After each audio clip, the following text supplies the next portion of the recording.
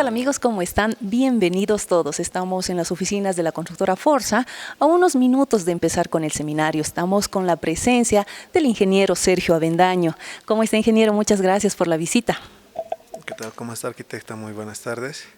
En principio agradecerle por darnos la oportunidad de poder estar en esta linda ciudad exponiendo temas que realmente nos apasionan, ¿no? El ingeniero Sergio vino desde Potosí para brindarnos todos sus conocimientos y la experiencia en ingeniería civil, más que todo en cálculos estructurales y el estudio de suelo, que es muy importante, pues nosotros como arquitectos tener ese conocimiento. Pues de unos minutos más empezamos, pues les invito a que nos acompañen. Bueno, en principio, buenas tardes a todo el equipo de la constructora Forza. Darles las gracias en principio a la parte gerencial.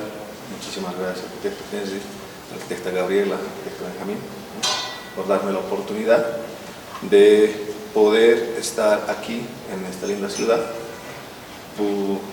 y esperando siempre poder satisfacer las necesidades a nivel de conocimiento y dudas que todos ustedes tengan. Sin otro que decir, tal vez sería bueno comenzar el curso. ¿Se puede, no? Sí. Permiso. Bueno,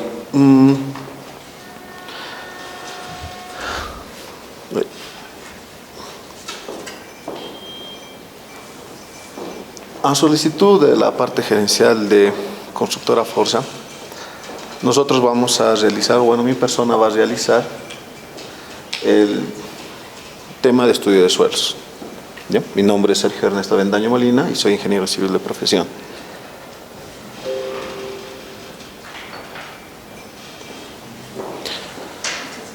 ¿Cuáles son los objetivos de este curso? Bueno, en primer lugar, lo que vamos a hacer es conocer algunos de los ensayos que tenemos que realizar para obtener ciertos parámetros. Conocer las propiedades geotécnicas y los parámetros del suelo, que son necesarios para hacer un diseño de cimentaciones, y conocer las características que nosotros necesitamos para llegar a realizar un diseño de una cimentación. En este caso, las vamos a hacer dirigidas a diseños de cimentaciones superficiales, ¿no? Y aquí se nos viene la primera pregunta. Nosotros cuando vamos a un laboratorio de suelos, ¿qué es lo que solicitamos en el laboratorio? No sé si alguien me pudiese decir. Si ustedes queremos construir un edificio y vamos a un laboratorio, ¿qué requerimientos le pedimos al laboratorio? Estudios geotécnicos. ¿Ya? ¿Como cuáles serían, digamos, en este caso? La fatiga del terreno, digamos. ¿Ya? Bueno, en principio una CPT, ¿no?, para saber la capacidad portante y el tipo de suelo que tenemos, si es factible o no de acuerdo a nuestro proyecto como tal. Perfecto. ¿Alguna persona más que nos pudiese?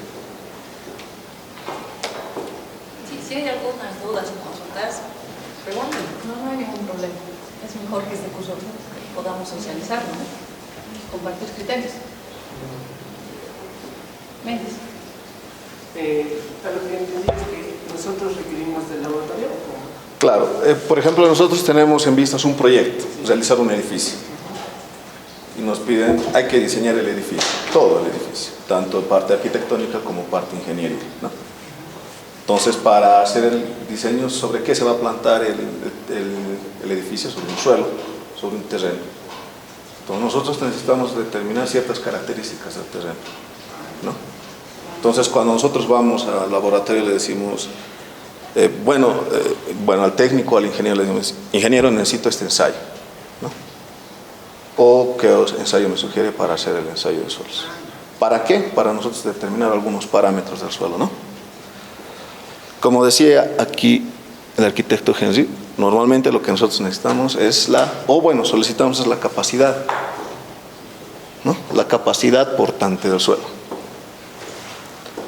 Ahora, lo que vamos a ver en el transcurso de este curso es qué tan bueno es ir a solicitar de manera directa esto a los laboratorios.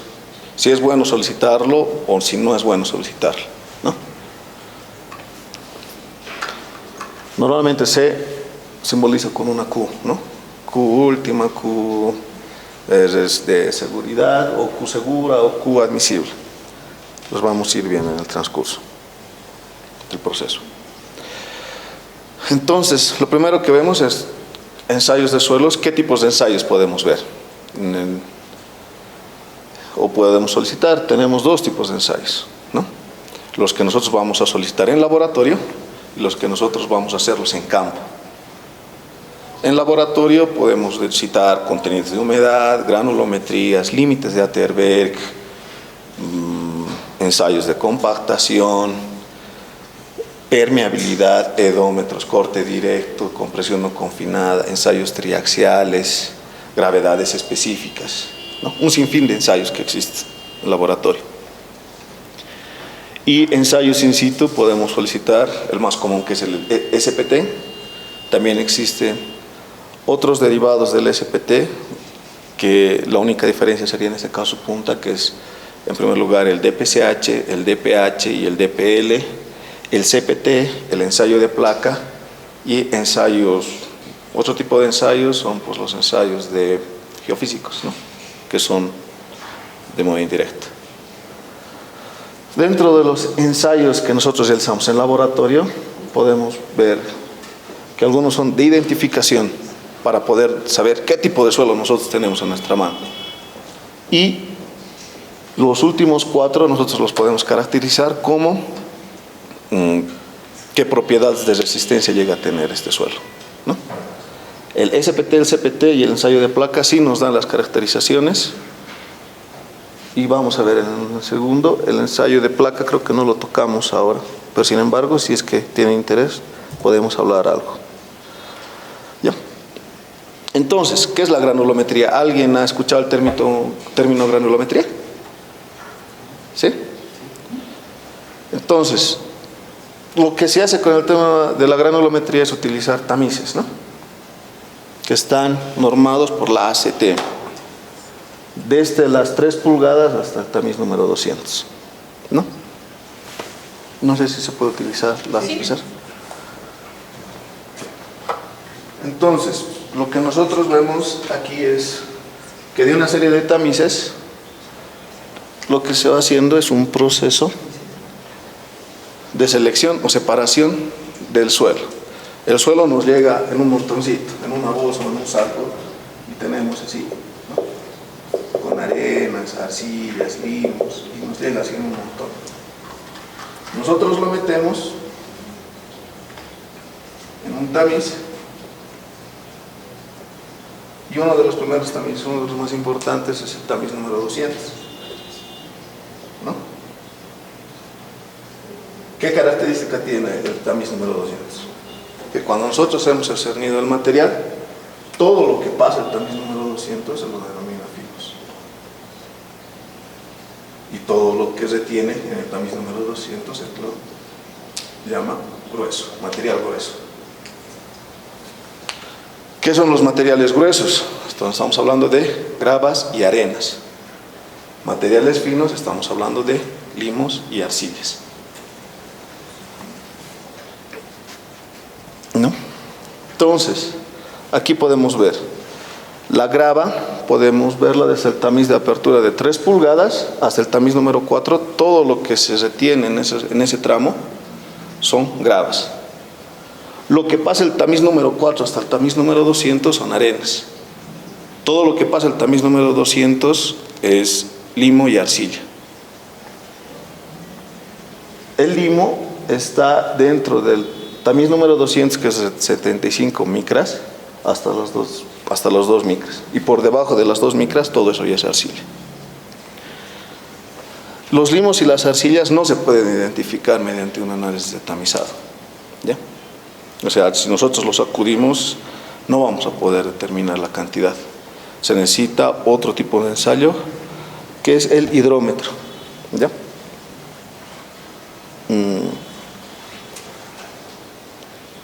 Entonces, ¿qué nos da esto como referencia?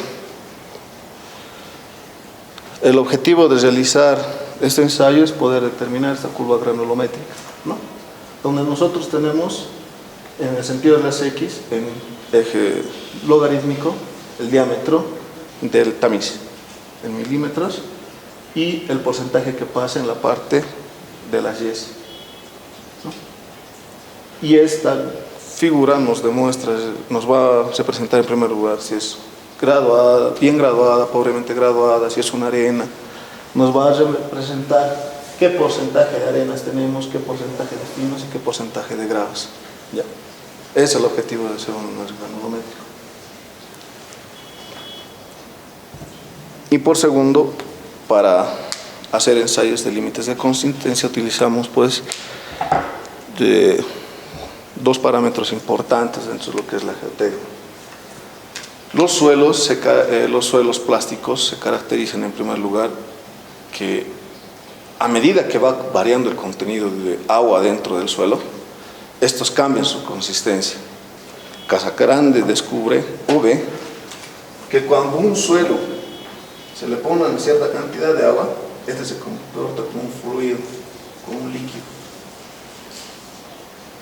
Pasando este tramo se comporta como un plástico, como medio plástico, ¿no? Como una plastilina, podemos decir.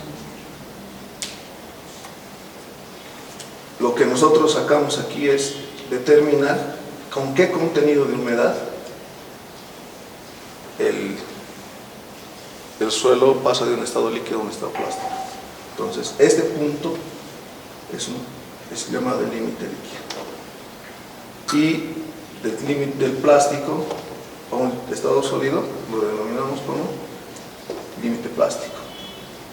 Y todo este tramo lo denominamos como índice de plasticidad. El límite líquido se lo obtiene mediante el aparato o la cuchara de Casagrande. Lo han debido ver tal vez en laboratorios, ¿no?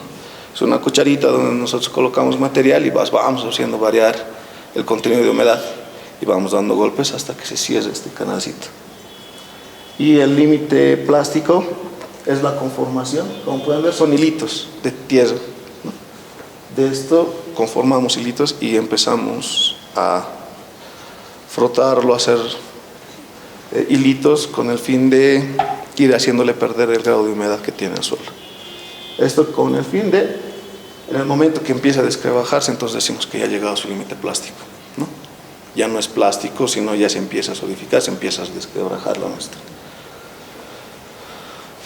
Y al lado tenemos la carta de plasticidad que plantea Casagrande, donde nos dice, en el límite líquido, todos aquellos suelos que estén por debajo del 50% de contenido de humedad, ¿no? Que lleguen a su límite líquido en menos de 50, son materiales de baja plasticidad. Y todos los que estén por encima del 50 son materiales de alta plasticidad. Y la línea A que nos plantea Casagrande nos dice que todo lo que esté por encima de la línea A son arcillas y todo lo que esté por debajo son limos. Entonces, ¿eso qué información nos da? Pues nos vamos al tema de la clasificación del suelo. Teniendo estos dos parámetros bien definidos, que son la granulometría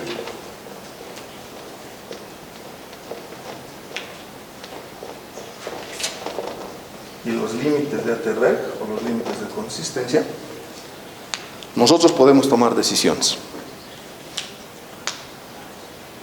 Para cuando nosotros tenemos que, hace rato hablábamos del tamiz número 200, si más del 50% del material se retiene en el tamiz número 200, imaginemos, ¿no?, que aquí estamos poniendo 100 kilogramos, ¿no?, en temas, solamente en temas de ejemplo, 100 kilogramos de muestra, lo pasamos por el tamiz número 200 y resulta que se han retenido 70 kilos aquí. Entonces aquí ya podemos decir que nuestro material se caracteriza por ser un material grueso. ¿Ya? De este material grueso tenemos otro tamiz importante, que es el tamiz número 4. ¿Ya? Entonces, lo que nos dice, ¿cuál es la diferencia? Es el tamiz número 4, nos da la diferencia que todo lo que se retiene aquí son ya gravas y todo lo que pasa son arenas. ¿No?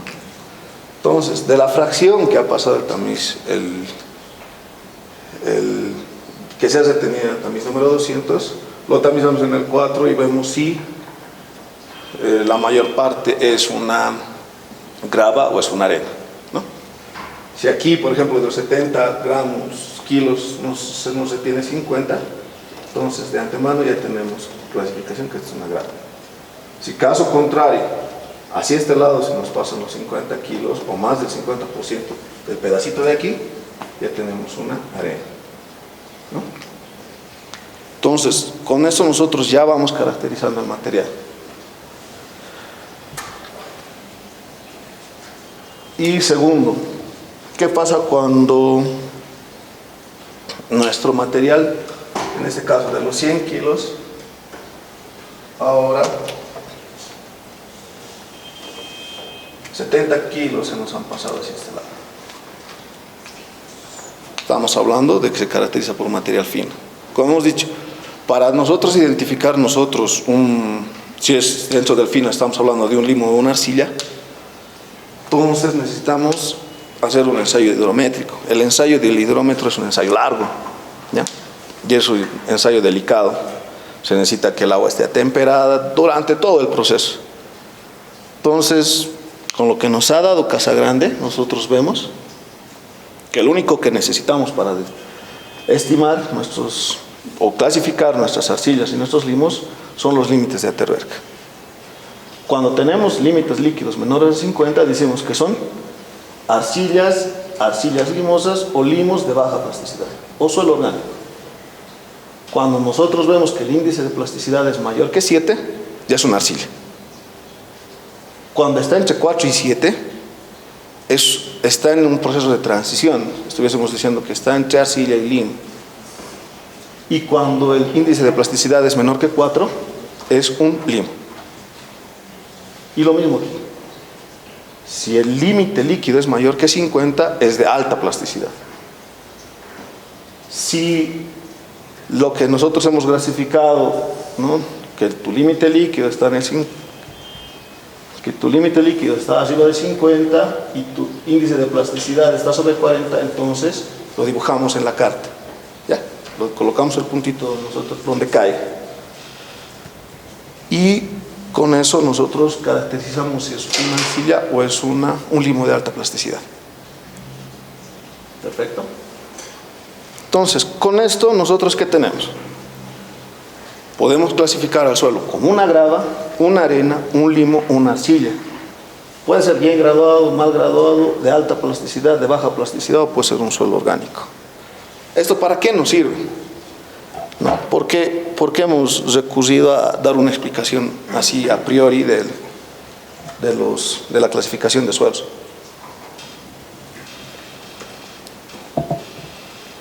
Porque el tipo de suelo es el que nos va a determinar el comportamiento del suelo que va a tener en terreno. Un suelo que es una grava, una arena, no se van a comportar de la misma manera que una arcilla, ¿no? Principal comportamiento de las gravas y de las arenas, que son suelos que permiten drenar.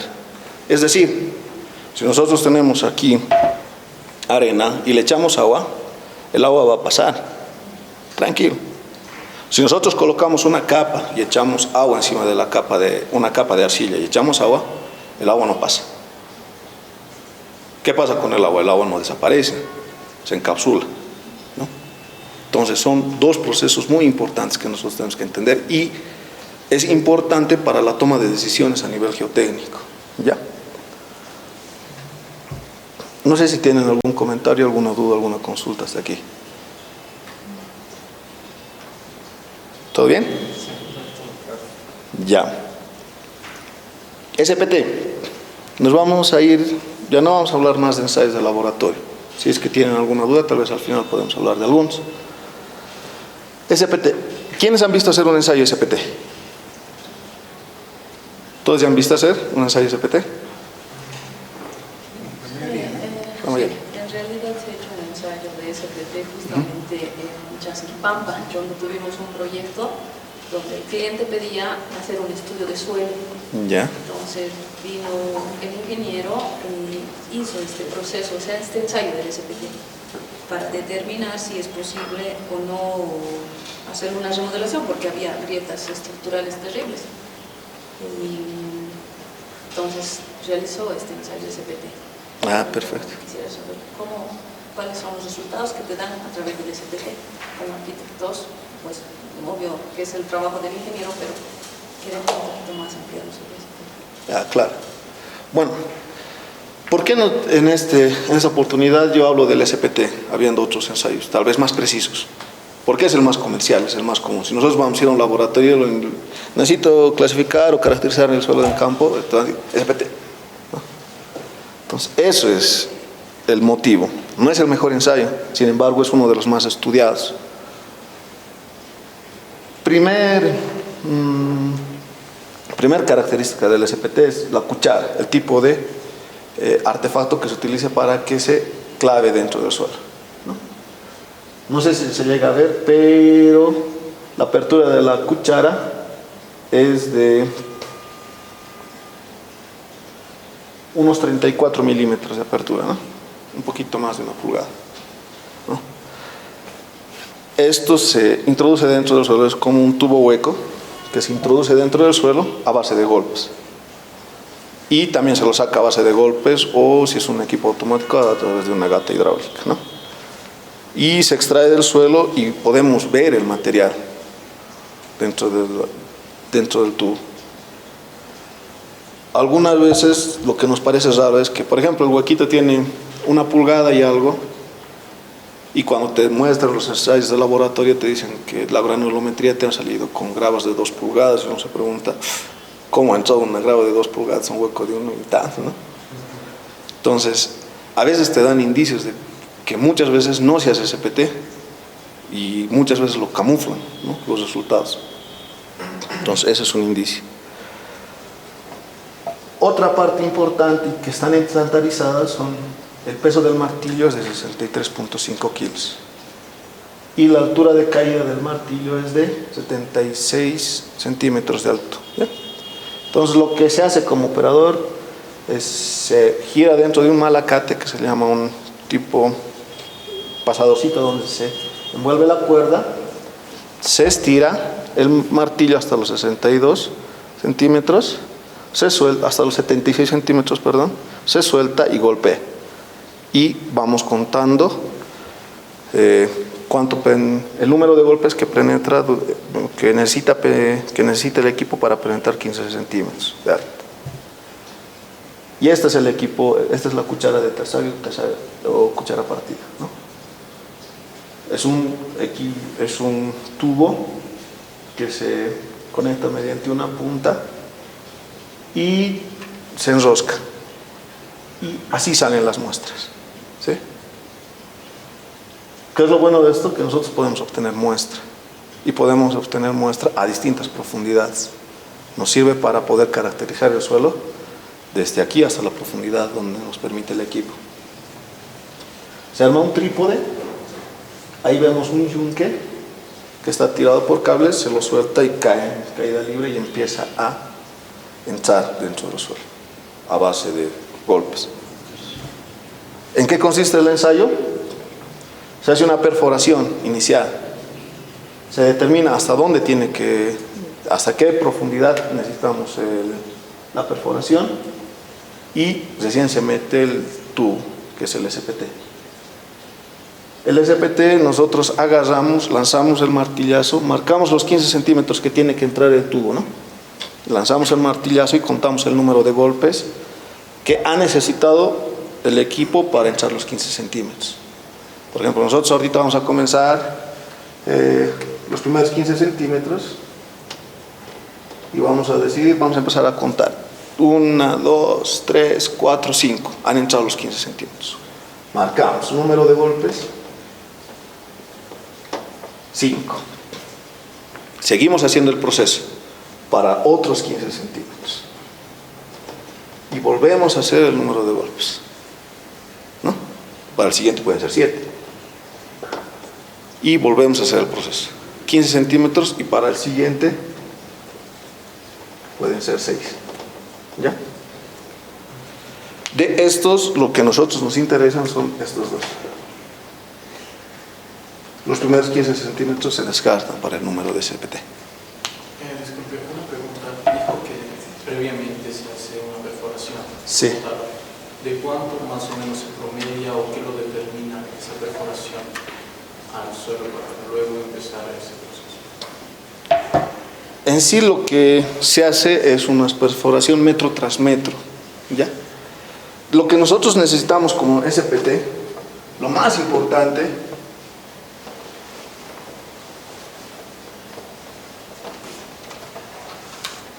hasta aquí podemos ver que solamente nosotros abarcamos 45 centímetros con el SPT. De los 45 centímetros, lo único que nos sirve como datos son los últimos 30 centímetros que se ha ingresado.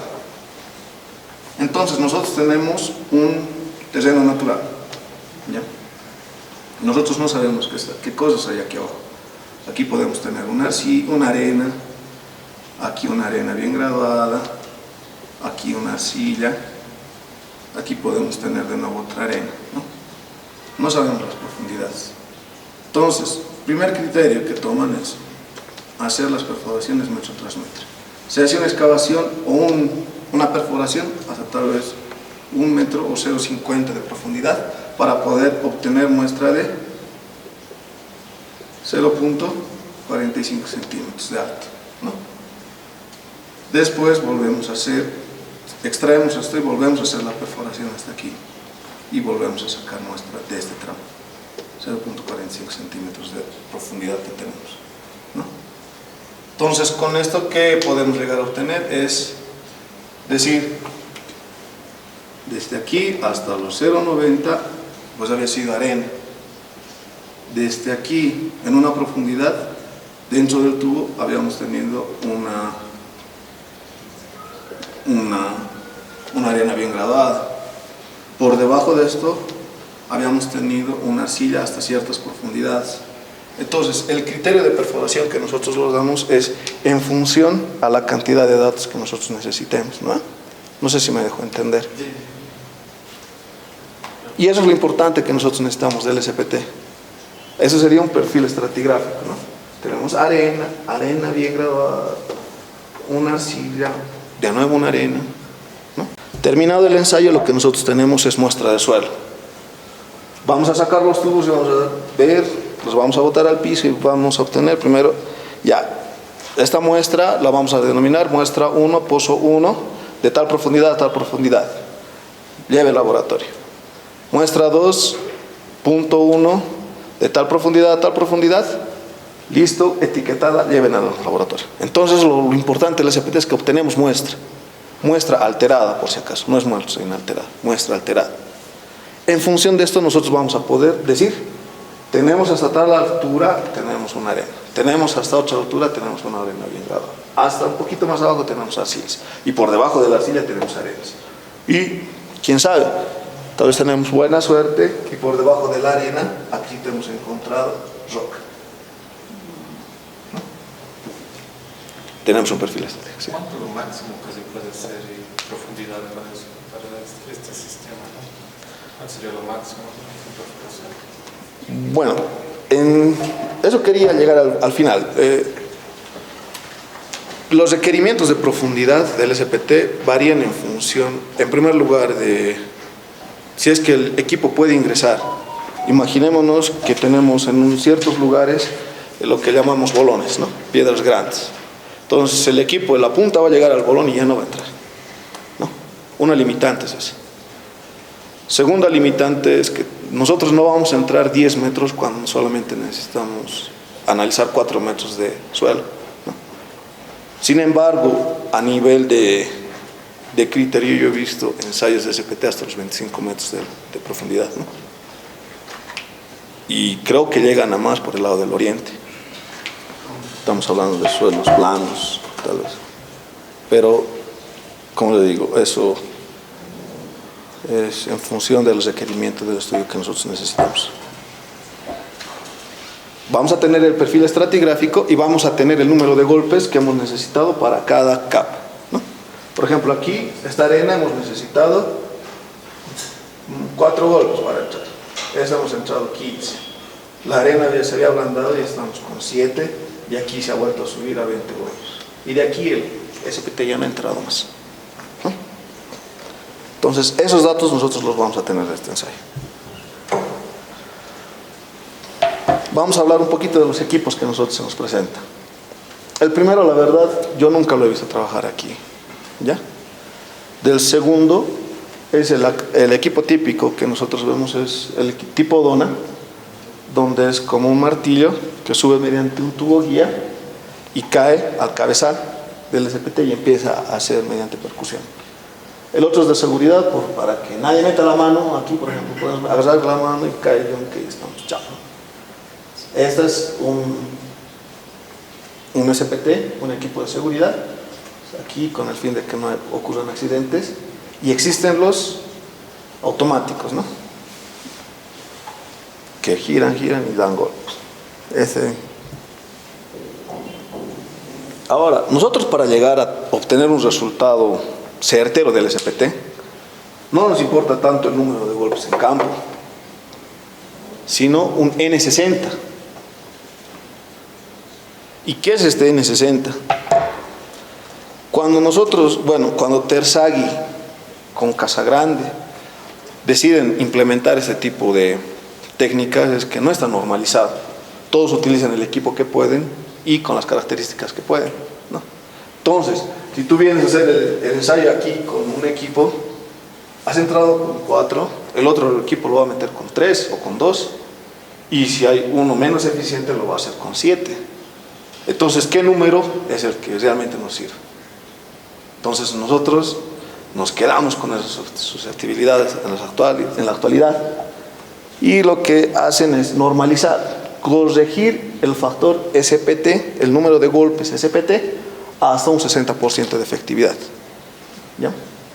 Tomando en cuenta las siguientes características: la eficiencia del equipo, la corrección por diámetro de la perforación, la corrección por el tipo de muestreador y la corrección por la longitud del ensayo, ¿no?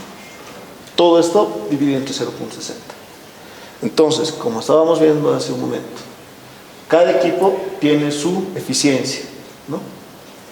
El tipo dona está en un 60%, el de seguridad está entre un 55 y un 60%, ¿no?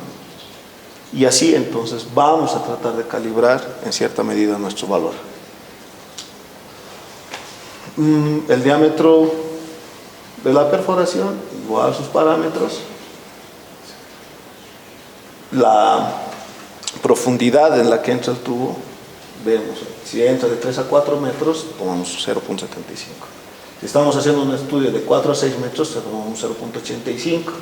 Para longitudes mayores o para estudios mayores a 10 metros de profundidad, nuestra eficiencia ya es del 100%, ¿no? Y con eso nosotros llegamos a tener un N60. ¿Qué obtenemos del N60? Pues de los valores de un N60 podemos tener lo siguiente. Y esto era lo importante porque habíamos tomado en cuenta la clasificación de suelos en principio. Porque para determinar, en primer lugar, las características geotécnicas de un suelo, si nosotros hablamos de arenas y gravas, lo primero que hablamos es de ángulo de fricción. Si hablamos de arcillas, estamos hablando de resistencia al corte no drenado. Entonces, vemos nuestra clasificación. Es una arena. Nos vamos. Número de golpes de 4 a 0. Es una arena suelta. Tiene una resistividad, una densidad relativa de 0 a 15. Y lo más importante, tiene un ángulo de fricción menor a 28. Tenemos un número de golpes de 4 a 10. Tiene un ángulo de fricción de 28 a 30. Tiene mayor a 50. Tenemos un ángulo de fricción mayor a 41, ¿no? Entonces, a partir de hacer un ensayo en sitio relativamente sencillo, tenemos parámetros muy importantes del suelo. Tenemos el peso por unidad de volumen, el peso sumergido por unidad de volumen. Datos muy importantes, ¿no? Y si nosotros lo clasificamos con una arcilla, pues aquí ya tenemos, como les decía, la resistencia al corte no drenado. Tenemos para una arcilla blanda, una arcilla media, una arcilla dura, más dura, ¿no? y la resistencia al corte no drenado, de 0 a 25, de 25 a 50, de 100 a 200, en función al número de golpes que nosotros tenemos en campo.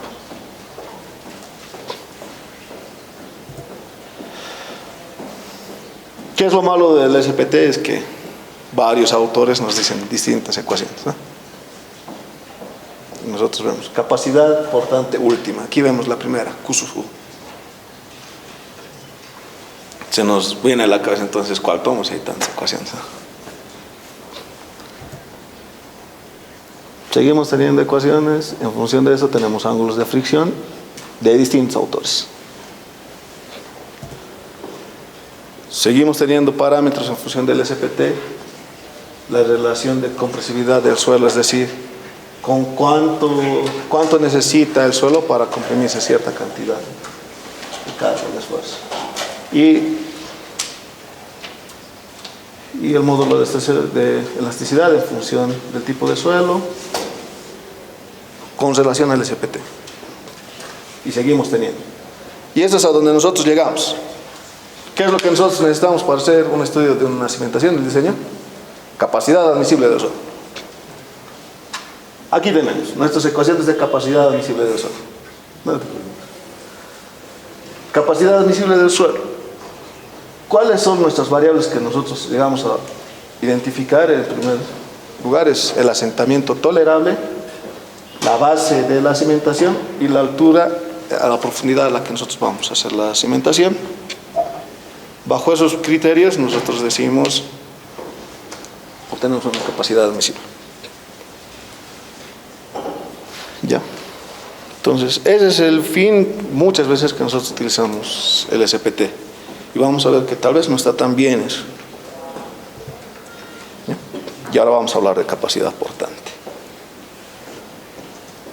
Nosotros cuando llevamos una muestrita, esto es una imagen de un ensayo triaxial, ¿no? Agarramos, hacemos nuestro moldecito, lo metemos en un equipo y empieza a venir una prueba, así que la empieza a aplastar hasta que falla. ¿Ya?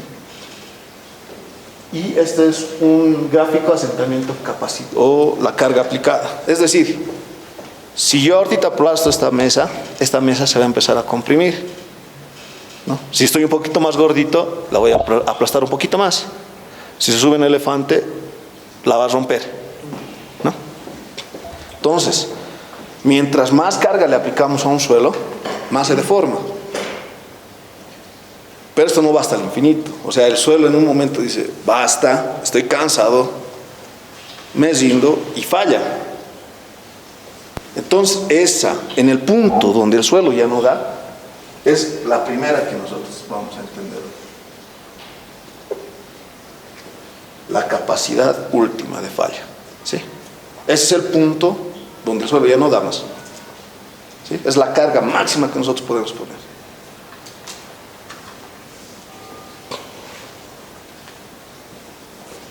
Esto es lo máximo que puede aguantar el suelo.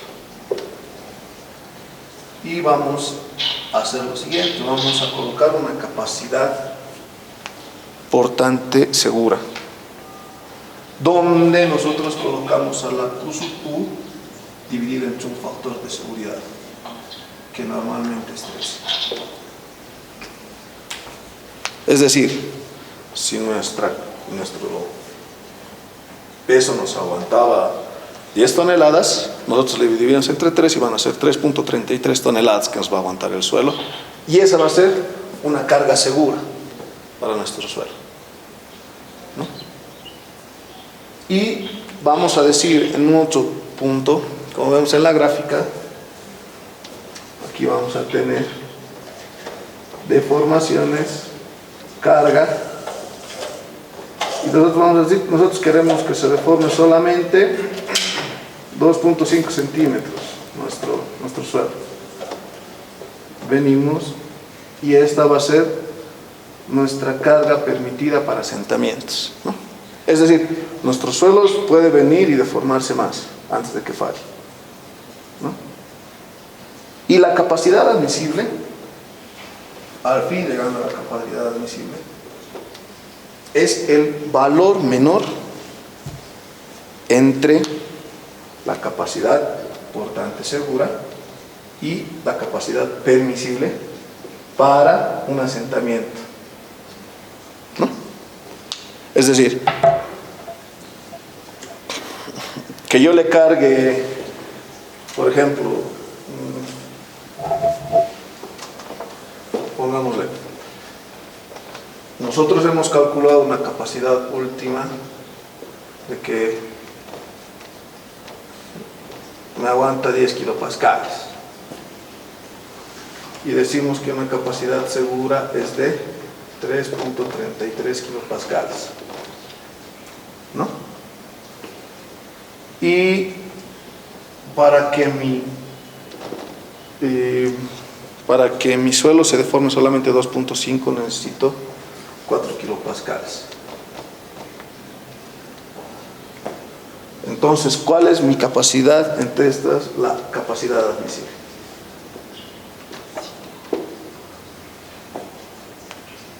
¿Cuál llegaría a ser? La de 3.3. Puede ser una, la de 3.33. Después.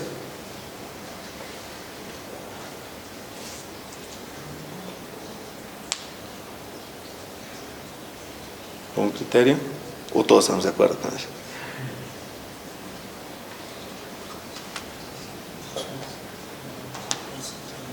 Es lo mismo, capacidad portante de capacidad admisible. Justo. La capacidad última, la capacidad portante última, es cuando el suelo ya se rinde, ¿no? O sea, si nosotros aplicamos los 10 kilopascales, el suelo se va a romper. La capacidad portante segura es aplicándole un factor de seguridad, o sea, dándole un valor para que nosotros no, ni por si acaso lleguemos a eso, ¿no? Estamos lejos de 10 kilopascales con los 3.33, estamos lejos. Entonces nosotros decimos, con los 3.33 estamos tranquilos, podemos dormir tranquilos. Y también hay otro criterio donde nos dicen, uno de los peores desastres que puede ocasionar los asentamientos son, pues, en primer lugar, se nos pueden presentar grietas en las paredes, un lugar se asienta un poquito más que el otro, entonces es mal visto, ¿no? Es feo. Si tú entras a una casa donde toda su pared está agrietada desde aquí hasta aquí, hasta miedo nos da, ¿no? Puede ser que no esté en punto de colapso o cualquier otra cosa, pero ya te quiere decir que algo está mal, que este lugar se ha asentado más que aquel. Entonces nosotros controlamos eso, ¿no? Con 4 kilopascales, entonces estamos controlando un poco el tema de los asentamientos, ¿no? La capacidad admisible, entonces, es aquel valor en el cual nosotros decimos, yo quiero que mi estructura sea segura y también no quiero que se siente mucho. Cumple los dos criterios, la admisible, ¿no? Puede ser lo contrario, es la menor de estas dos, como decía aquí nuestro colega. Es 3.3 porque con 3.3 la carga no falla y no va a llegar a sentarse 2.5. Si nosotros le damos la vuelta a esto y decimos que la carga segura es de 4 kilopascales y la de deformación es 3.3, ¿cuál debemos tomar? La de 3.33, ¿no? Se sigue manteniendo. ¿Por qué? Obviamente el suelo no falla, pero sí se asienta, ¿no? Es la más baja. Ya.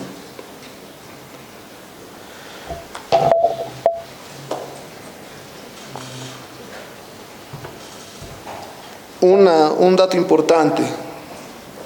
Entonces, estamos viendo en primer lugar, cuando hemos visto el tema del cálculo de la capacidad admisible, la capacidad admisible dentro de las ecuaciones está en función de el asentamiento que nosotros le vamos a permitir, ¿no? El asentamiento tolerable, la dimensión de la zapata y también en algunos casos la forma de la zapata. Entonces, cuando yo vengo con mi estudio de suelos y te entrego, Benjamín, tu suelo te aguanta 2 kilogramos centímetro cuadrado. Te aguanta 2 kilogramos centímetro cuadrado en función a los parámetros que yo como técnico he tomado. Por ejemplo, yo puedo tomar una zapata para hacer el diseño de 1 metro por 1 metro y que se asiente 1 centímetro, ¿no? O sea, yo pongo en mis datos, mi asentamiento tolerable ahora va a ser 1 centímetro. Mi zapata va a ser de 1 metro. Y con eso me está saliendo 2 kilogramos centímetro cuadrado. Pero si nosotros en obra vemos esta zapata no es factible, entonces la vamos a colocar de 2 metros de profundidad, diré de 2 metros de ancho. La capacidad admisible sigue siendo la misma.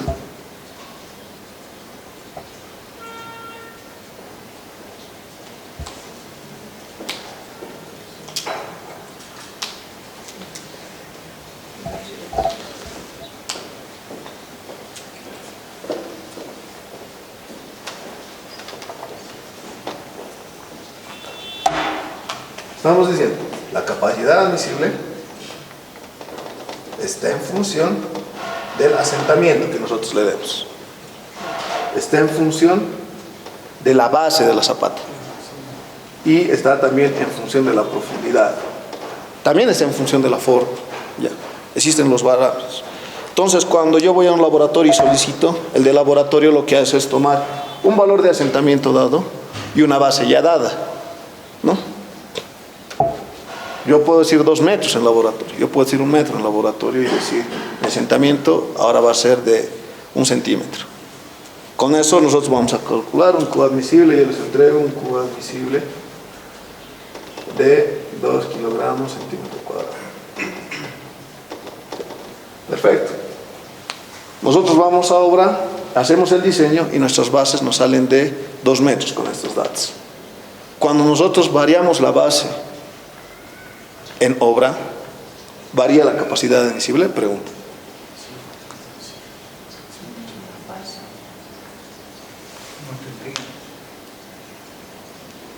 Y ahí está el gran problema de utilizar una Q admisible. Que la Q admisible no es una propiedad intrínseca del suelo, ¿no? Si tú cambias la dimensión o la forma de la base, tu Q admisible cambia.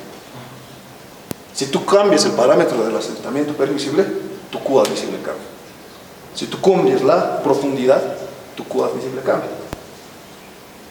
Entonces, si yo solicito una Q admisible de 2 y me dicen 2, pues es para la base con la que ha diseñado la persona o ha dicho que se va a diseñar y el asentamiento que él ha visto por conveniente y la profundidad de excavación que ha visto el conveniente.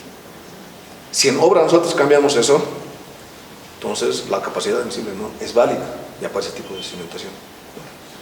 Entonces, ese es un punto neurálgico que nosotros necesitamos para entender que la capacidad admisible, si bien nos las entregan en un valor, no es una propiedad que no vaya a cambiar en función al tipo de cimentación que nosotros vayamos a utilizar. No sé si eso está quedando claro. En sí, todo el curso quería que se dirija a entender el tema de la capacidad admisible, ¿no? Y entender que no es una propiedad intrínseca del suelo. Está en función de la base, de la forma, del tipo de asentamiento. A nivel más preciso, digamos, los asentamientos nosotros los podemos controlar en función de una Q admisible, ¿no? Viceversa, nosotros podemos proponer que nuestros a ver, pongámoslo dentro de este edificio. Las cargas que se encuentran en las esquinas, de las columnas de las esquinas, puede que se presenten la mitad de la carga que está dentro de estas columnas, ¿no? Porque estas tienen más área tributaria, ¿no? Entonces, ¿qué columna va a estar más cargada? Estas, las del centro. Aquella va a estar menos cargada. Entonces, lo importante para hacer un diseño eficiente de cimentaciones no es tanto controlar el tema de una Q admisible o algo por el estilo. Desde mi punto de vista, es controlar que no existan asentamientos diferenciales en estos dos lugares, ¿no? Es decir, que esta zapata con esta zapata, si es posible, si esta se va a hundir 2 centímetros, que la las dos se hundan los 2 centímetros. Si se van a hundir 3, que las dos se hundan 3, ¿no? Si esta se hunde 3 centímetros y esta no se hunde nada, entonces el edificio va a ser este, ¿no? Entonces lo importante a nivel geotécnico es eso, controlar los asentamientos diferenciales, ¿no? Claro. Y, digamos, ¿cómo puede controlar, digamos, si en esta esquina hay una edificación 2 pisos más o 3 plantas más que en este lado, que es menor? Y en ese caso, ¿cómo lo controlar? Ya, no, excelente pregunta. Bueno, lo que tú me dices es, por ejemplo, aquí nosotros tenemos columnas,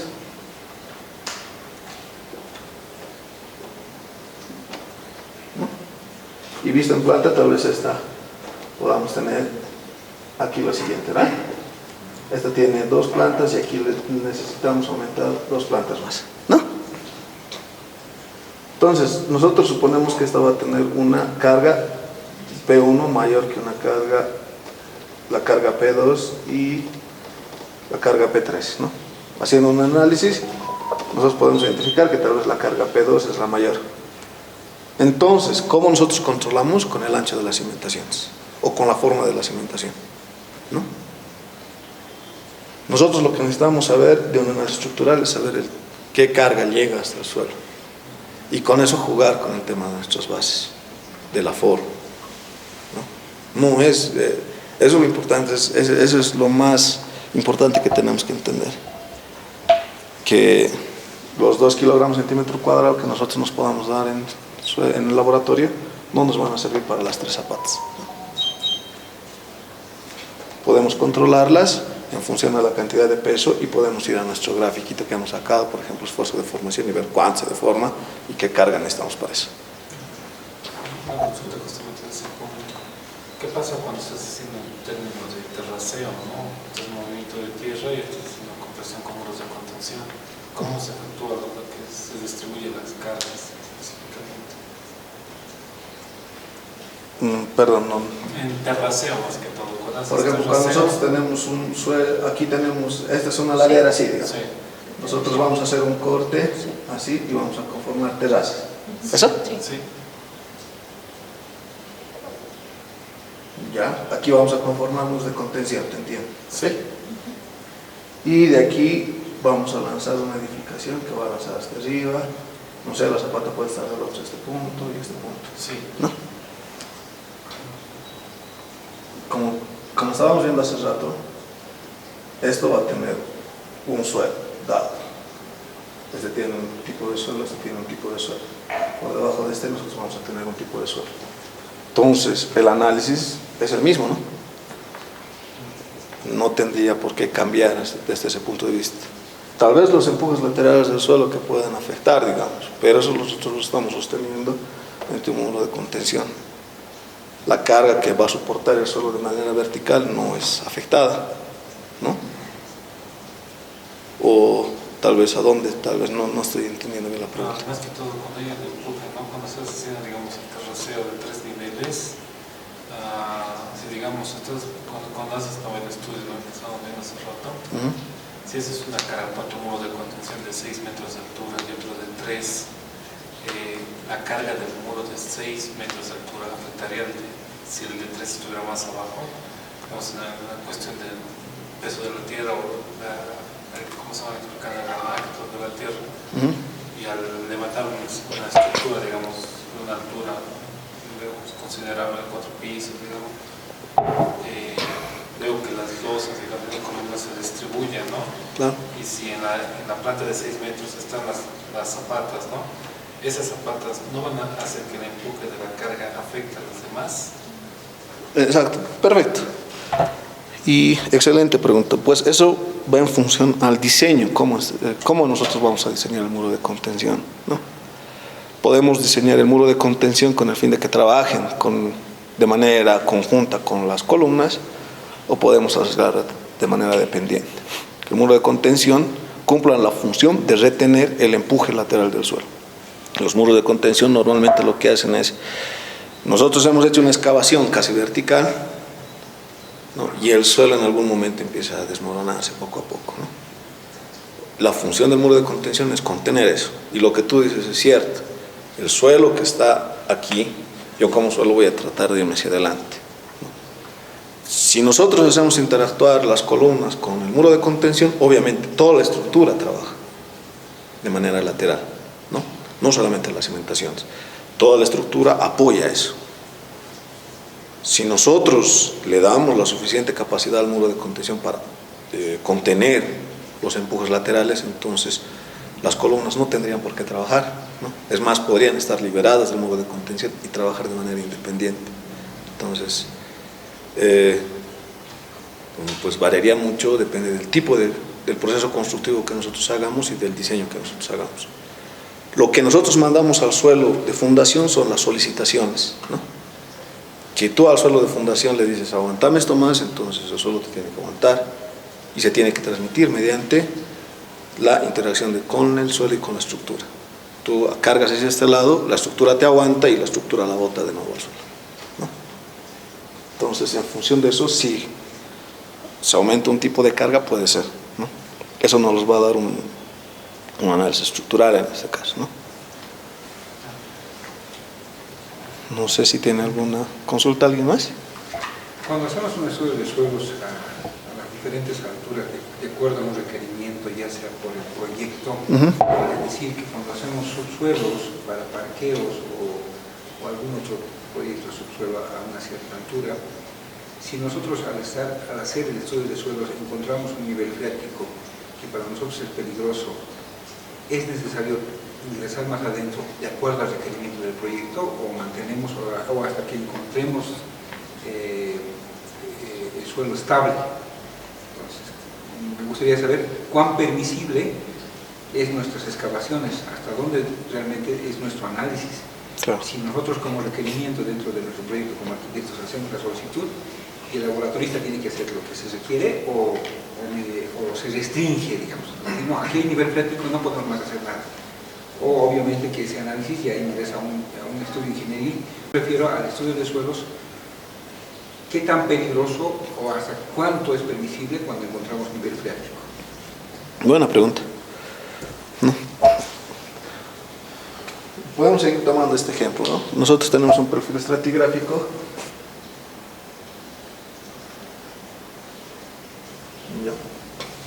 Y resulta que nosotros aquí hemos llegado a obtener un nivel freático a una profundidad de 1 metro.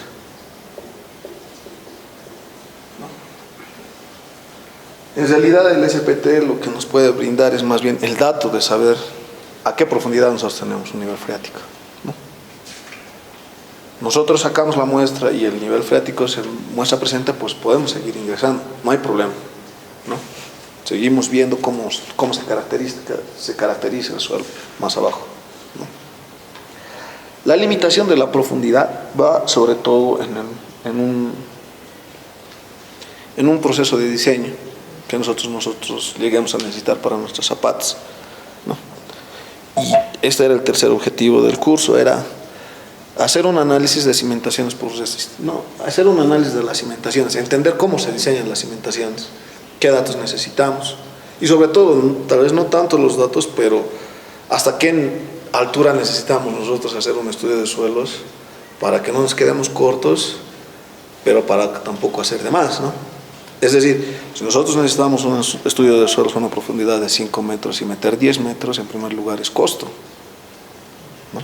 Entonces, la valoración de esto es importante. ¿Cuál sería el requerimiento, en primer lugar, de un estudio de suelos? Bajo los dos parámetros que nosotros hemos dicho, el suelo, nosotros tenemos que hacer un análisis de asentamientos y un análisis de resistencia para llegar a un Q admisible, ¿no?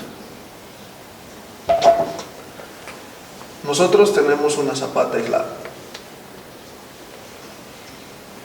de ancho B. Para el análisis de resistencia nosotros necesitamos tener los datos del suelo a una altura B también, ¿ya? Entonces, si nosotros estamos proyectando una zapata de 2 metros, necesitamos por debajo de la zapata tener un estudio de 2 metros hacia abajo, ¿sí? para resistencia.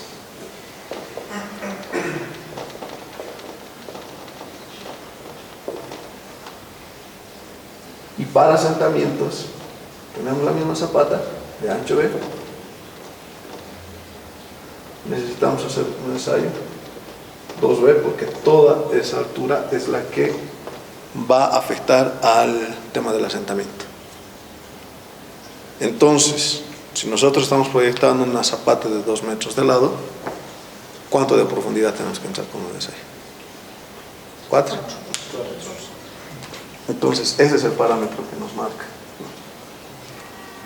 Esto es lo que nos tiene que limitar o delimitar el tipo de estudio y hasta qué profundidad necesitamos hacer un estudio de suelos. ¿No?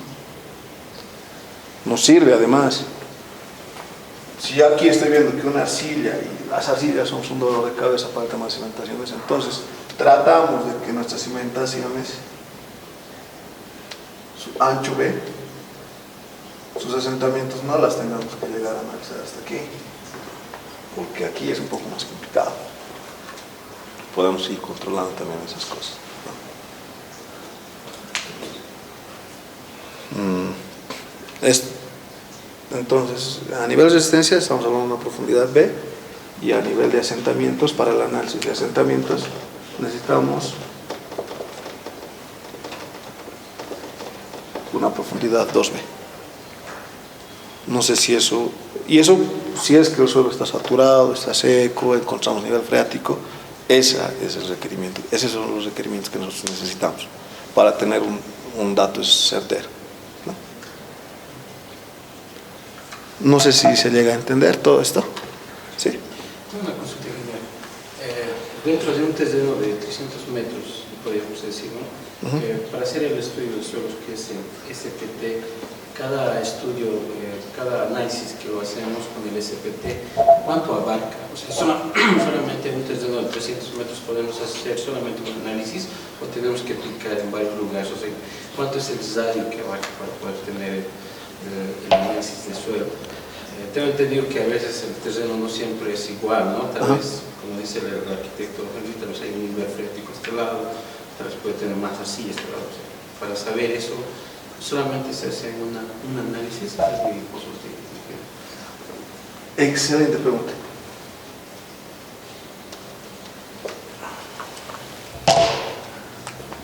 Nosotros lo que marcábamos dentro del laboratorio donde nosotros trabajábamos era que a partir de los 200 metros cuadrados por lo menos se hagan 2 ensayos SPT, por lo menos.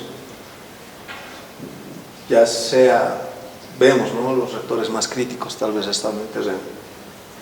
Puede ser en un punto donde se emplace una zapata y donde está proyectado que se emplace otra zapata. Para 200 metros cuadrados tal vez nos da un valor más preciso. Y a partir que se vaya aumentando cada 100 metros cuadrados, tal vez ir aumentando un punto SPT. Sin embargo, a veces el tema económico o el tema presupuestario, hasta los mismos clientes no quieren erogar gastos en este tipo de ensayos. Entonces, tener un SPT es mejor que no tener ninguno, ¿no? Entonces, a nivel de recomendación, sí es cierto eso. Con eso nosotros podemos determinar, aquí tenemos una perforación 1 y aquí tenemos una perforación 2. Entonces, en el punto 1, aquí hemos encontrado arcilla, aquí hemos encontrado arena, aquí hemos encontrado gravas, y en el otro no habíamos encontrado lo mismo, aquí habíamos encontrado arena, y recién arcilla, arena y grava. Entonces, los puntos que estaban así, de entrada, ya se está viniendo hacia este lado, y se marcan ya perfiles estratigráficos un poco más delimitados, ¿no? Entonces, la arena está hasta cierto punto, todas esas cosas. Son datos que nos sirven, ¿no? Y en la cantidad de ensayos, eso sería, digamos, a nivel recomendable. Tal vez por cada 100 metros cuadrados hacer un ensayo. Sin embargo, hacer por lo menos uno cada 100 metros cuadrados es factible, ¿no? Siempre es mejor tener algo a no tener nada. Y siempre es bueno entender, ¿no? A veces nosotros, como clientes, nos ha tocado tener, digamos, personas que no quieren erogar gastos, ¿no? Porque dicen, ¿cuánto nos va a costar en un estudio de suelos? Ya, $1,000, póngale. No, está muy caro. Pero a veces nuestros proyectos pasan los $200.000, $300.000 tranquilo. Y los $1.000 no son incidentes, como para tomar en cuenta los riesgos que se pueden tomar, ¿no?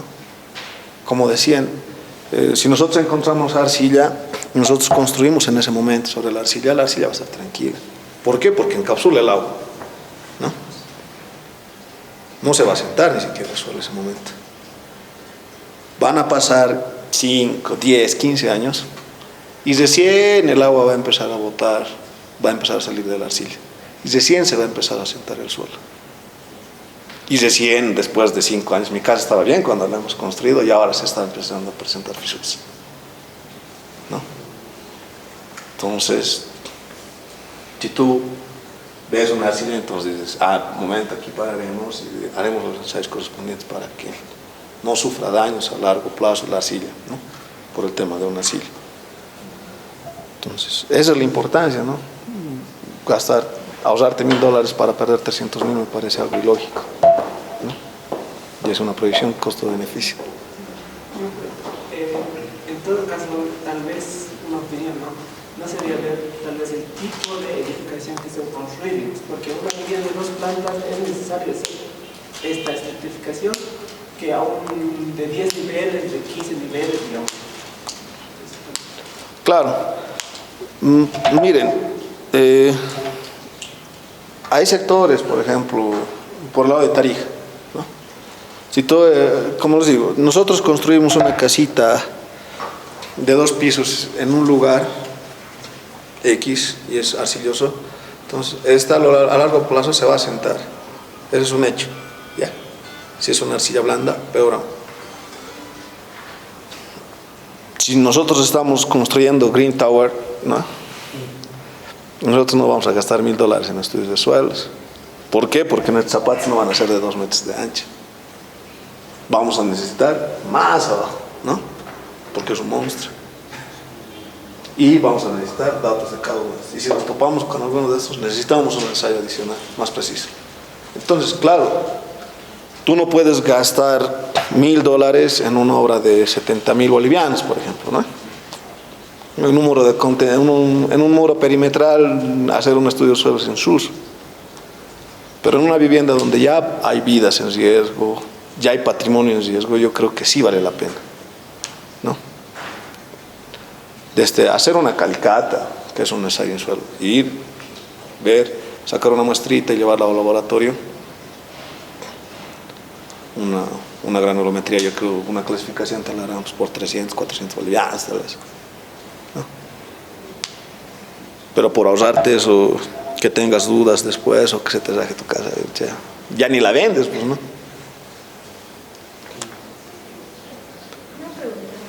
¿Es necesario hacer un estudio de suelo en un relleno sanitario? A lo propio era un relleno y luego ya lo asentamiento. ¿Es necesario hacer ese cálculo? En rellenos sanitarios, pues es más delicado aún, ¿no? ¿Por qué? Porque los suelos que nosotros hacemos, suelos de rellenos, en primer lugar, nosotros no hacemos mediante material seleccionado, ¿no? Tal vez hasta dentro del movimiento de tierra, hasta tal vez hay escombros y basura, ¿no? 2, el proceso de compactación es pues largo, ¿no? Nuestros suelos, aquí estamos hablando desde millones de años, que se han llegado a consolidar hasta este punto, o sobreconsolidar tal vez, ¿no? En suelos de rellenos, la verdad es, necesitamos hacer estudios, más aún con ese tipo de suelos, necesitamos más datos de ese tipo de suelos, ¿no? Porque son suelos más susceptibles a las deformaciones, a los asentamientos, ¿no? Si tú caminas por un suelo sanitario de relleno, te vas a dar cuenta que bien pisas, se marca tu huella. Entonces estamos diciendo que ese suelo, si tu pierna la está sentando, el peso de un edificio lo va a sentar mucho más aún, ¿no? Entonces sí es necesario, ¿sí? No sé si tuviese... Una última consulta. Cuando nosotros tenemos un terreno que ya sea maltratada, ya sea compactada en algún momento, por alguna carga de otro tipo de tierra, nuestro estudio como tal es alterado o es que siempre tenemos que hacer un estudio de suelos en terreno virgen, en terreno que no se haya tocado. Bueno, los parámetros que nosotros vamos a tener, por ejemplo, si nosotros hemos alterado el suelo y nosotros hacemos un ensayo SPT, de antemano nos van a salir número de golpes bajos, ¿no? En primer lugar es eso. Entonces ya te va a decir, te va a dar un indicio. Sin embargo, el estudio no te va a decir si este suelo ha sido removido o no ha sido removido. Las características que te dan, hay un fenómeno, bueno, una característica del suelo que se llama la consolidación, ¿no? Entonces eso te dice, tu suelo ha soportado hace 500.000 años un bloque de hielo y ahora el bloque de hielo ya no está, entonces ahora tu suelo está súper compactado, ¿no? Y nosotros hemos traído un suelo y se ha compactado de manera natural, entonces eso nos dice, entonces tu suelo ha sido compactado, esta es la mayor carga que ha soportado toda su vida. No sé si a eso se va la pregunta. Y es otro tipo de ensayo, ese es un ensayo odométrico. Si nosotros quisiéramos saber el tema de las características del suelo que tiene en ese momento, si es la mayor carga que ha recibido o no es la mayor carga que ha recibido en toda su vida, digamos, entonces tendríamos que hacer un ensayo de un edómetro en este caso. Sí, porque lo que ocurre es que el cliente que recién lo compra, pues no sabe el antecedente de qué es lo que ha pasado con su terreno. Y a veces cuando hacemos el estudio de suelos puede que nos lance un estudio falso tal vez, o no tan claro de acuerdo a un proyecto que queremos. Como usted dice, ingeniero, que cuando tenemos un sistema constructivo de un tipo de cimiento ya planificado, por centímetros que pueda variar, podamos tener fisuras, podamos tener daños estructurales a las cuales no se quiere llegar.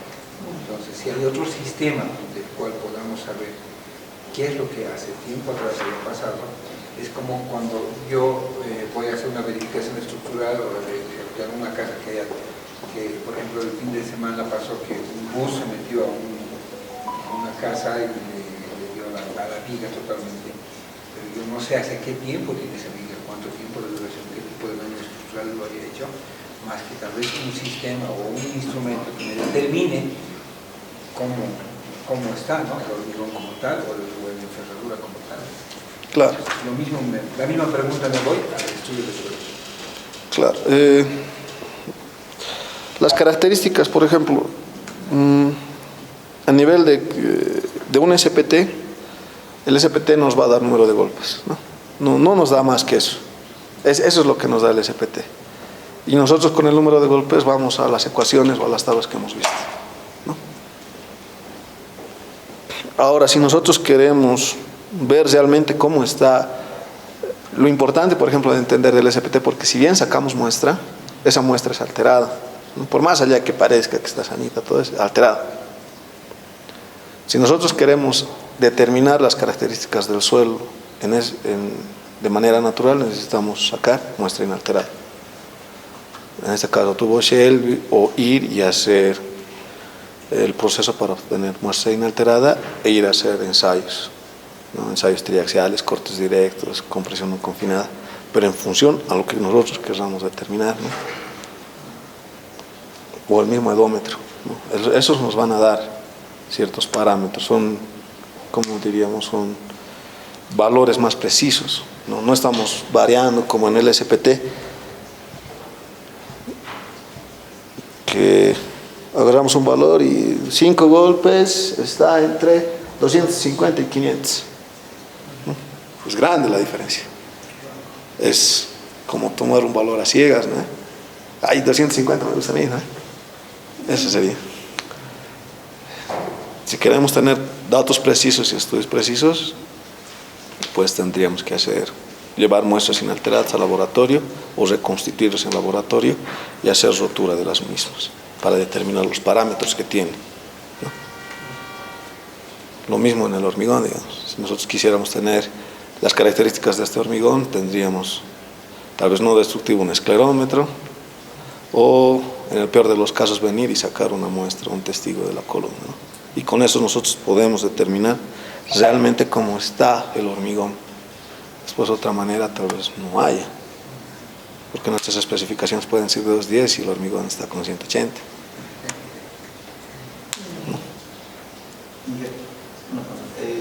Si hemos hecho el estudio de suelos y digamos ya estamos construyendo el edificio de 20 pisos, digamos, ya estamos en el piso 15 y se decide hacer un cambio, es decir, tal vez aumentar otros 2 pisos más o cambiar de funcionalidad y va a infligir más peso en la estructura, corremos un riesgo. Bueno, siempre cuando existen cambios a nivel estructural, siempre la estructura tiende a cambiar su comportamiento, ¿no? Por más allá que nosotros no aumentemos pisos. Por ejemplo, si esto ahorita que es una oficina, está diseñado por una oficina. Nuestras cargas, por ejemplo, ahorita son 200 kilogramos metro cuadrado, ¿no? Lo que nosotros tomamos en cuenta. Si esto nosotros lo volvemos una discoteca, ponchi punchi toda la noche, ¿no? Y cambia el uso, ¿no? Nuestras columnas cargan más, entonces sí hay que, es la necesidad de evaluar tanto el diseño. En primero van a evaluar si a nivel arquitectónico funciona como discoteca. Segundo, si a nivel estructural nuestras columnas nos van a aguantar, nuestras vigas nos van a aguantar. Y tercero, si nuestro suelo nos va a aguantar. Entonces sí es necesario, tendría que ser necesario. Hay un riesgo, ¿no?, de cambiar. Claro, claro, la funcionalidad de un proyecto lo da todo, ¿no? Entonces, ¿cuán importante entonces es? Bueno, yo veo bien importante el tema de coordinar con criterios tanto un arquitecto como un ingeniero. Entonces, todos esos conocimientos tienen que engranar para que todo marche bien, porque de alguna u otra forma nosotros hacemos el diseño arquitectónico de los espacios y los ingenieros, pues personalmente tú como ingeniero me preguntas, ¿no? Este espacio, ¿qué actividad va a tener? Claro. Este otro espacio, ¿qué actividad va a tener para que tú veas tal vez esas cargas, ¿no? Y también el diseño final es muy bueno tal vez presentarte para que tú ya lo hagas el análisis. Como el arquitecto indica, hacer un cambio a destiempo sí puede traer consecuencias. Claro, podría traer, ¿no? Hay que hacer siempre el análisis, siempre es bueno, ¿no? O sea, como quien dice, dormir tranquilo es lo más importante que uno tiene, ¿no? Hace poco se derrumbó un edificio, si no me equivoco, en Miami o en uno de los sectores, ¿no?, donde la losa falló. ¿Qué quiere decir esto? Que si bien han construido edificios, y muchos edificios, eso de tal vez tiene 30, 40, 50 años de actividad, ¿no?, pero llegan a fallar, ¿no? Es decir, que nosotros, si bien vemos nuestros edificios bien construidos, no sabemos cuánto tiempo va a estar ahí. Y no sabemos si las cosas se están marchando. Nosotros las estamos diseñando, las vamos a diseñar para de aquí 30, 40, 50 años. Cuando nosotros cambiamos la funcionalidad,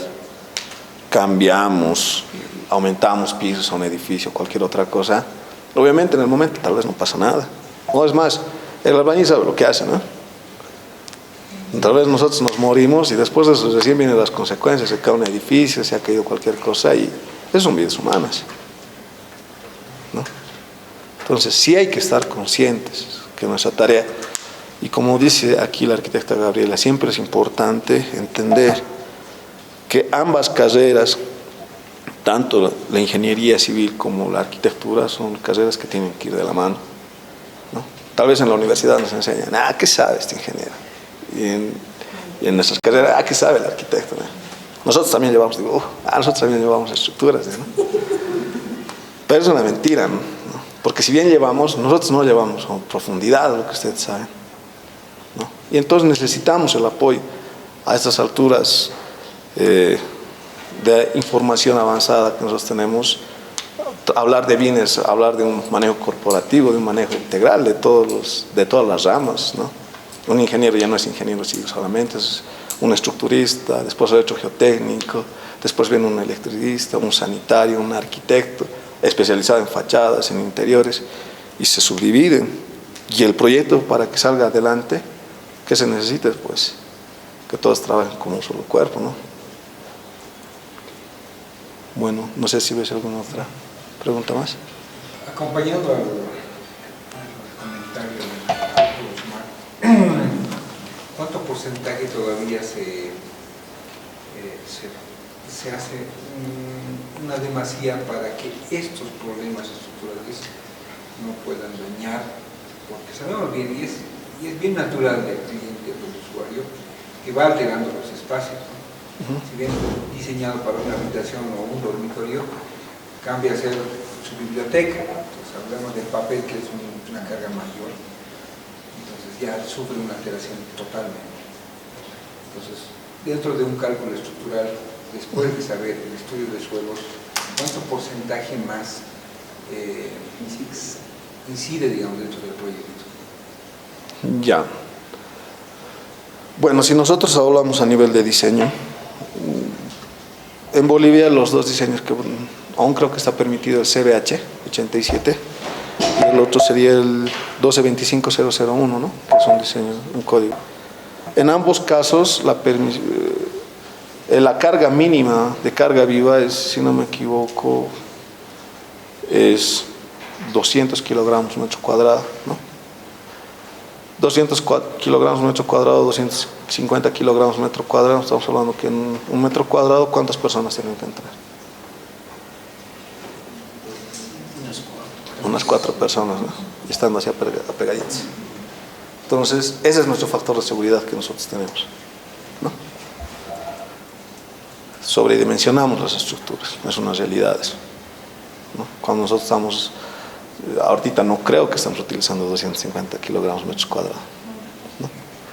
Sin embargo, ¿qué proporción? Eso sí no les podría decir. ¿Cuánto más podemos decir que sí o cuánto más podemos decir que no? ¿No?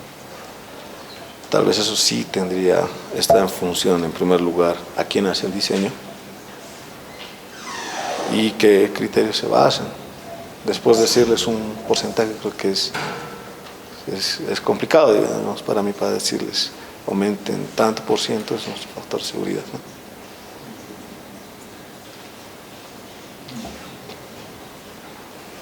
Ingeniero, una consulta. Nosotros hicimos un estudio geotécnico, un estudio de suelos en un edificio en el que se va a construir de acuerdo al diseño arquitectónico al lado de Cachahuita.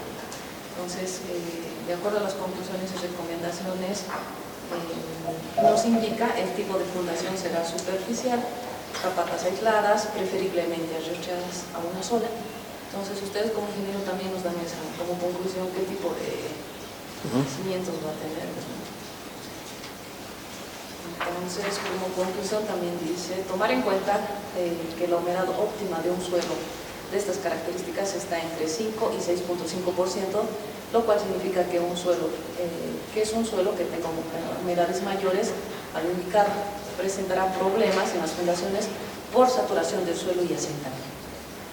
Entonces, yo creo que también nos recomiendan, ¿no?, posteriormente qué se va a hacer, porque bueno, aquí también nos está recomendando, se recomienda controlar el grado de compactación a un 95% de la densidad máxima del ensayo de compactación de 180 en las fundaciones, en el caso de demolición y emplazamiento de una nueva estructura.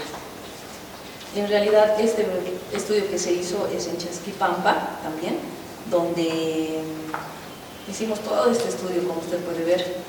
Entonces estamos recomendando, si es posible, hacer la demolición, porque como le comenté hay grietas terribles, o poder hacer un refuerzo en las columnas, o volver a demolerlo y empezar con una nueva estructura. Ya, ¿eso está en función de un ensayo? De SPT. SPT. Y bueno, como les digo, del SPT lo que necesitamos son estos datos, ¿no? Sobre esto nosotros nos basamos para tomar decisiones. ¿Han hecho ensayo Proctor de compactación? Este es otro estudio de suelo que también se hizo en Cachahuita.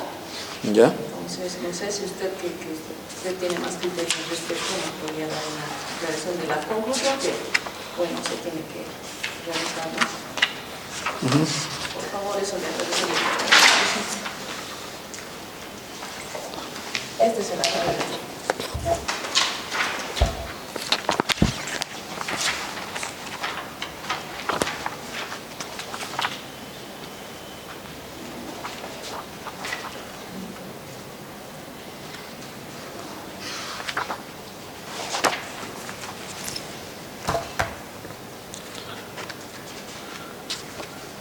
Ya. Bueno, tal vez antes de entrar a esto, no sé si es que tuviesen alguna otra consulta, alguna otra pregunta. Y Carlos, si en caso vamos a construir en la ciudad, digamos, y ya se ha construido un gran nivel vecino, Colindancias. estamos aislados, ¿hay otro tipo de estudio que se hace? Porque ya tiene carga, digamos, nuestro suelo del vecino, del otro vecino, digamos. O sea, el tema de que vamos a hacer investigaciones, vamos a afectar, digamos, al vecino. ¿Hay Claro. algún otro tipo de estudio o es el mismo estudio el que se sigue?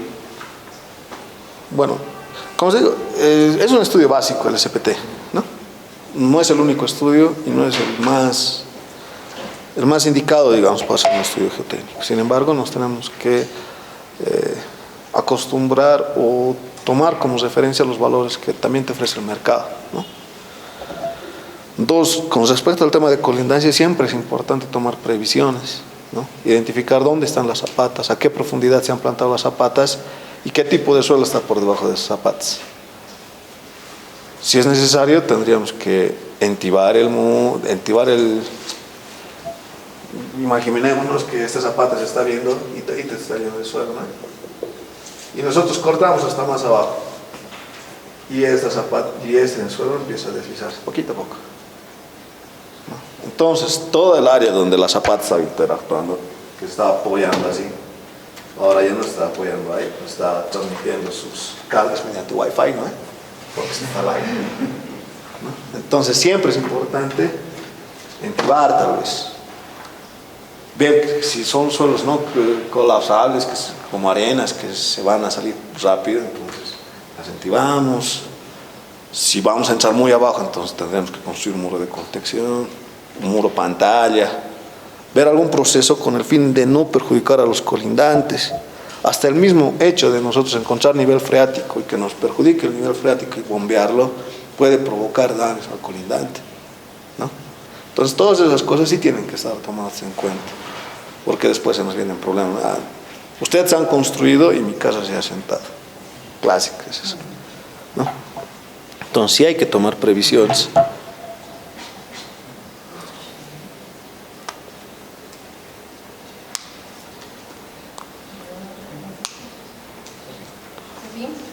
¿Alguna otra consulta tal vez? Perdón, ¿qué es entibar?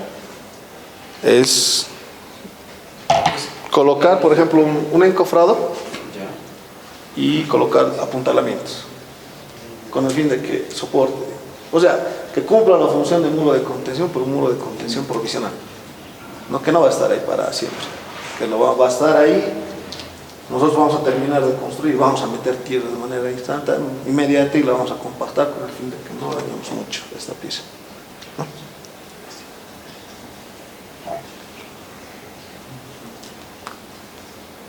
¿Alguna otra consulta? Tal vez.